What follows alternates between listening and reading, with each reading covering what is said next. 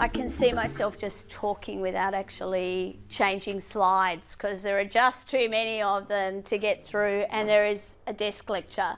What I want to do in just this next 10 minutes or so is talk to you about why this topic is important and what you need to look for.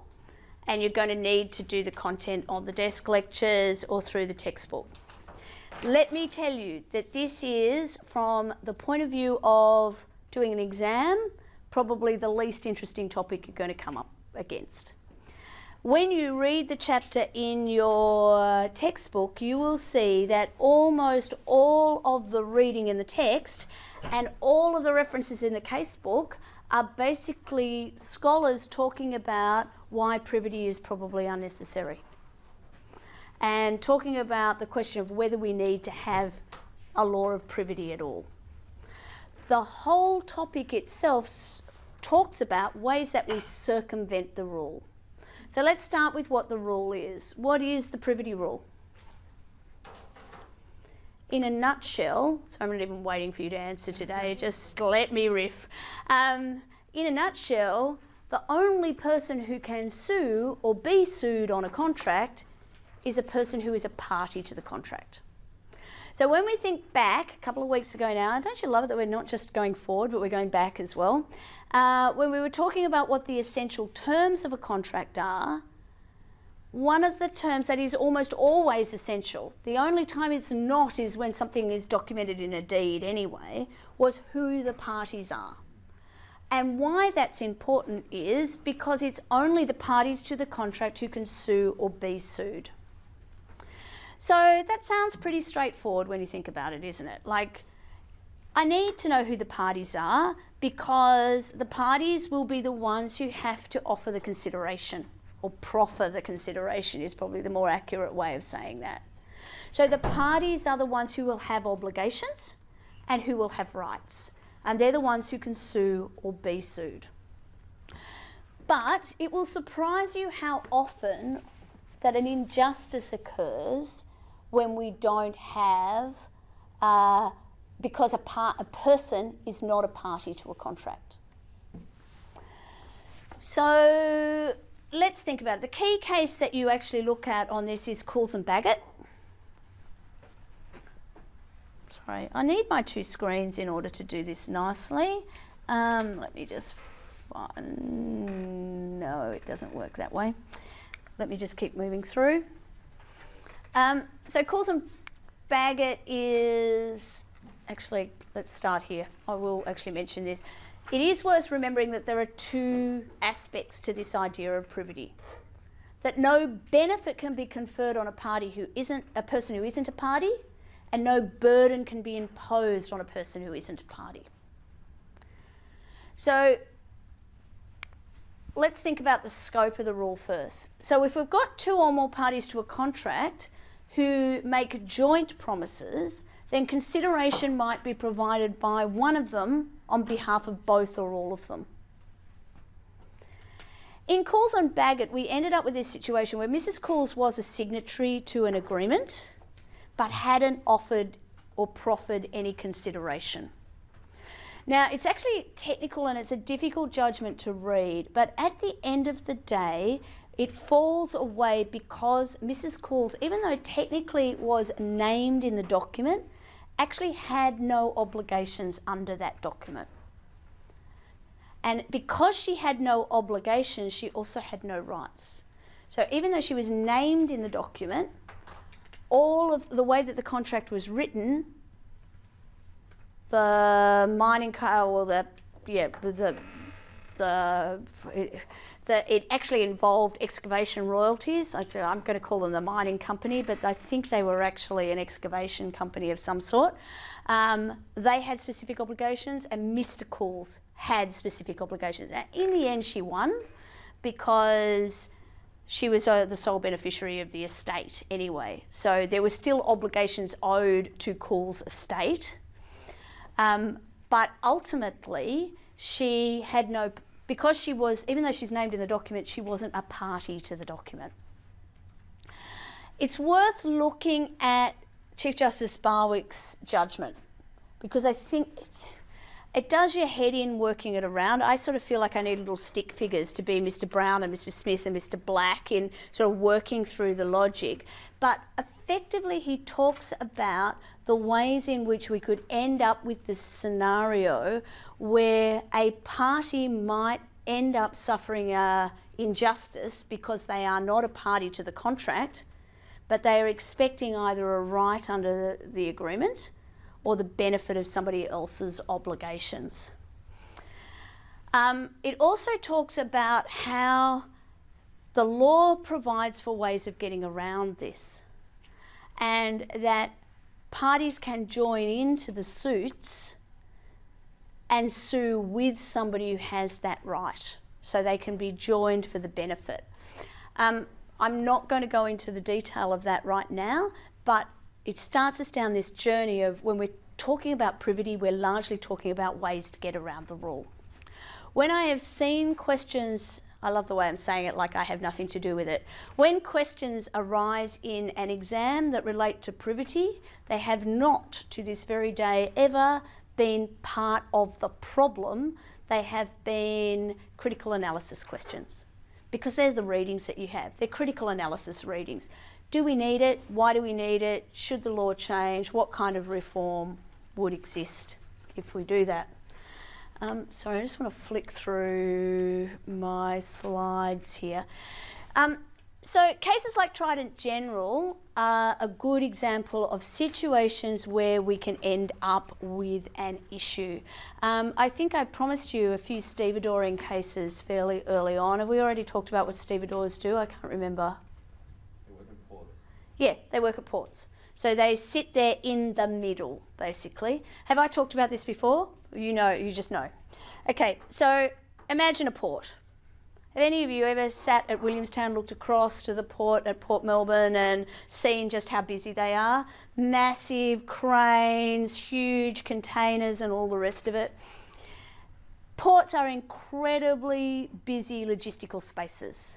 They're also one of the most dangerous workplaces that you could ever work at, and have been the most dangerous workplaces since the Vikings started putting ships together and moving around. I don't know, since a very long time ago anyway.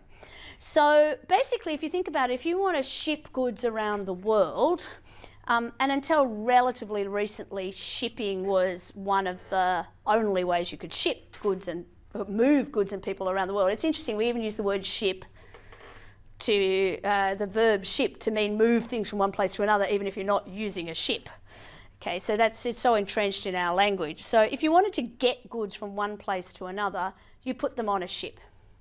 So effectively, if I own some goods and I want to get them to Fabian, chances are what I do is I get them to a transporter.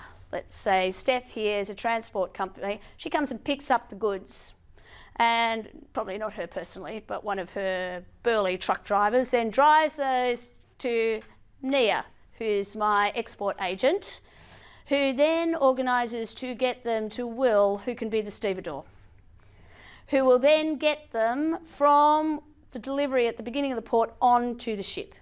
Now, why do we use Will the stevedore? Just because Will the stevedore is fun to say, but that's just not enough. When you think about how dangerous and busy ports are, it would be chaos if we had lots of different businesses working on ports, right? So stevedoring is one of the few areas where governments around the world agree that we'll have no competitive offerings on a port, because we don't want things to go wrong. So the act of getting things off a ship and to the sales agent, they're all handled by the one company on the port. Okay, and ports will, and sometimes it's been sort of discussions as Victoria's been privatising its own port system about whether stevedoring companies should be able to own ports as well, or if there are issues when shipping companies own stevedoring companies, because then maybe the stevedores will give priority to their own owners instead of others. But that's for a different subject and another day. So Dubai Ports? Pardon? Is it the Dubai Ports, the entity, the stevedore? It might be, yeah, I don't know. I'm going with Will the stevedore in our particular example. But so the stevedore here is basically moving stuff from the sales, the export agent onto the ship. Kate here, she owns a shipping company, so they've got onto her ship. She ships them across here to Wensport. Wensport has a lovely stevedore here, Tracy Stevedoring Company at the other side of the world, that basically takes that from the ship. This is, whose ship was it? Kate's? Sorry, Emily, Eliza, you missed out on this.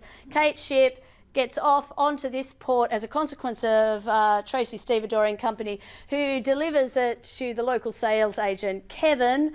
Are you taking a cut here or what? I'm pretty sure you are.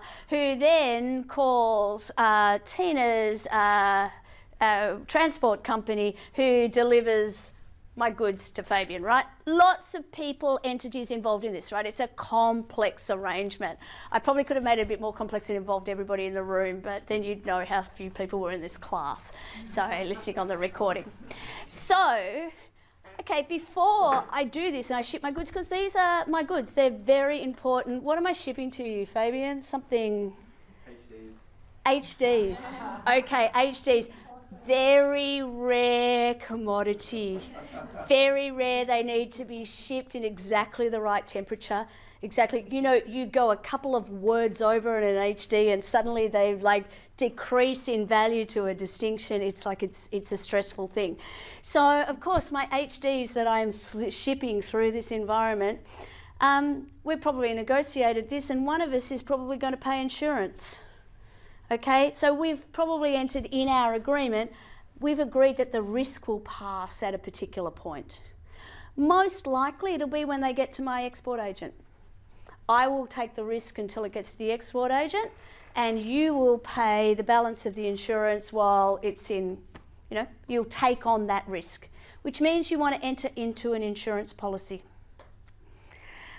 But we will enter into a contract that says something. So in Trident General Insurance, just bringing us back to the shoot, there's effectively a promise has been made that the goods will be shipped, that they'll be looked after, that they'll be maintained in good quality, unless there's some negligence or otherwise. But effectively, all of these different carriers along the way, when I've entered into a contract with them to ship the goods, we've agreed a set of terms. But I haven't entered into a whole set of separate agreements. I've just entered into an agreement with Nia, my shipping agent, to make it all happen. So what happens if these HDs get wet and subsequently damaged while they're in the hands of this excellent stevedore here, before they even leave these shores? Now, it might be that this excellent stevedore here was negligent. That's a whole different question. But just say he's not. Just say he took all reasonable precautions. The contract that I have with my shipping agent says, as long as you take all reasonable precautions, you're okay. I'm not going to sue you for the damage of these HDs. Might even be that that's what Fabian's saying. It's probably an insurance company somewhere in between that is dealing with that as well. And they're saying, well, we'll insure you, we will make good the loss, provided that there's no negligence. And that none of your shipping agents, or well, in this particular, your shipping agent didn't deal with the negligence. So the question becomes, from a Privity point of view, does this shipping agent, does this stevedore, or this ship, or this port, or this other stevedore, or this other agent, do they get the benefit of that promise that they won't be held liable as long as they're not negligent? Now, unless we have privity, they don't. So it might be that these HDs, they get wet while they're in the hands of this excellent stevedore here, no negligence or anything, but the question is, does he get the benefit of that insurance? So it's, again, it's a long-winded, dramatic, and involved, for those of you listening on the recording, lots of walking around and waving my hands in the air. But again, you can see how what is actually a relatively simple contract, getting goods from one end of the world to the other end of the world, which is something we do. I don't know how many of you buy on AliExpress. I do it every time I'm bored or drunk, which is a lot. So, you know, like I'm not necessarily thinking about what the logistics are, how many different contracts are involved to get something there. But I know if it doesn't arrive within my 90 days, I can tick the box and I don't have to pay the vendor. So the vendor's also looking at, well, what insurance do they have? How does that work? I don't know whether they've sent it or not. How does that work? So we are at time. All I'm really doing in relation to Privity is giving you a teaser. I am saying it's an interesting topic for you to look at and think about. It's probably not the topic you need to worry about if your main focus is getting yourself a good mark on the exam. But there have been historically critical analysis questions about Privity. So it's worth the time making sure that you have a point of view and that you've had a look at the materials. One final thing, and I know you need to go. I sent out an announcement today. I am very embarrassed, but clearly there was a mistake on the very last page of your assignment. I think it was just literally the colours, the balloons were around the wrong way. I think it was pretty hard to read it and not notice that that was the mistake I made. If you had assumed it was a mistake from the very beginning, awesome.